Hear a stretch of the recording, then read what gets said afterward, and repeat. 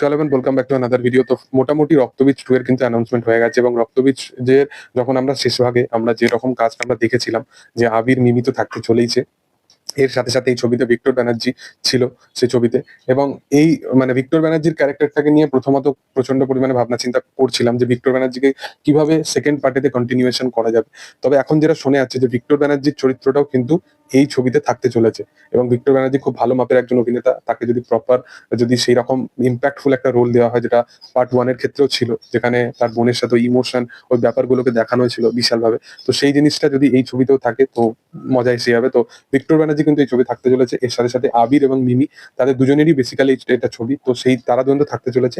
এর সাথে সাথে অঙ্কুশ, যাকে আমরা সারপ্রাইজ ফ্যাক্টরি হিসাবে রক্তবীজ 1 এ পেয়েছিলাম, তো পার্ট 2 তে অঙ্কুশের একটা মানে ব্যাপক একটা রোল থাকতে চলেছে। সেই হচ্ছে মেন অ্যান্টাগনিস্ট। এছাড়াও কিন্তু অনেক অ্যান্টাগনিস্ট বা অনেক প্রোটাগনিস্টের নাম কিন্তু শোনা যাচ্ছে।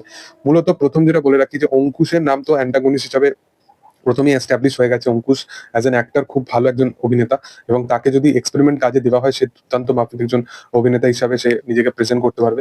এর সাথে সাথে অঙ্কুশের অপোজিটে যাকে প্ল্যান করা হচ্ছে সে হচ্ছে কৌশানী মুখার্জি। কৌশানীর পারফরমেন্স নিয়ে আর মনে হয় না যে অডিয়েন্সের মনের মধ্যে কোনো কোশ্চেন আছে। কৌশানী বহুরূপীতে নিজেকে দুর্দান্তভাবে প্রেজেন্ট করেছিল এবং উইন্ডোজ মানে তাকে যেভাবে প্রেজেন্ট করেছে, তারপরে সে সৃজিত মুখার্জির আপকামিং ছবিতেও আছে এবং তারপরে আবার তারা রক্তবীজ 2 তেও মানে একটা অ্যান্টাগনিস্টের চরিত্র হিসাবেই বলতে পারো কৌশানীকে আবার নেওয়া হচ্ছে। তো কৌশানীকে এখানে অঙ্কুশের অপোজিটে দেখা যাবে এবং তাকে একটা ইন্ডিভিজুয়াল ট্র্যাকে তো তাদের দুজনকে একসাথে দেখা যাবে।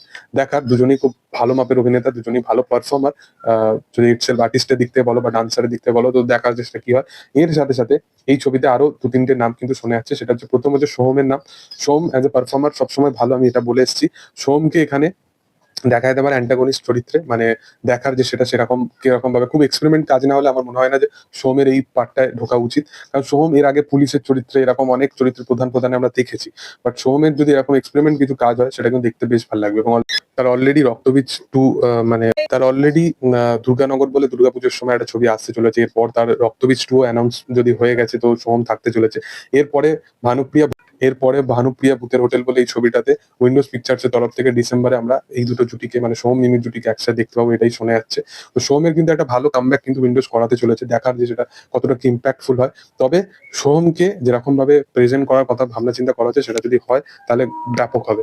এরপরে নুসরাতের নাম উঠে আসছে। নুসরাত তার যে ভালো অভিনেত্রী হিসাবে আমি তাকে কখনোই বড় স্ক্রিনে বা বড় পর্দায় সেরকম ভাবে আমি দেখিনি, বা খুব ইম্প্যাক্টফুল চরিত্র তাকে সেরকম ভাবে আমি দেখিনি কখনোই। দেখার যে উইন্ডোজ তাকে কিরকম ভাবে প্রেজেন্ট করে, তাকেও শোনা যাচ্ছে যে একজন পুলিশ অফিসারের চরিত্রেই প্রবাবলি দেখা যাবে।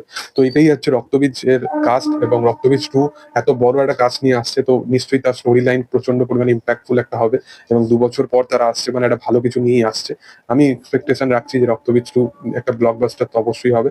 দেখার অন্যদিকে রঘু ডাকাত এবং রক্তবীজ 2 বাংলার অডিয়েন্সের জন্য কিন্তু প্রচন্ড ভালো সময় আসতে চলেছে। তোমাদের কি বক্তব্য এই বিষয়বস্তু নিয়ে অবশ্যই কমেন্টে জানাতে পারো। ভিডিও ভালো লাগলে লাইক শেয়ার সাবস্ক্রাইব করে দিও। Thank you all.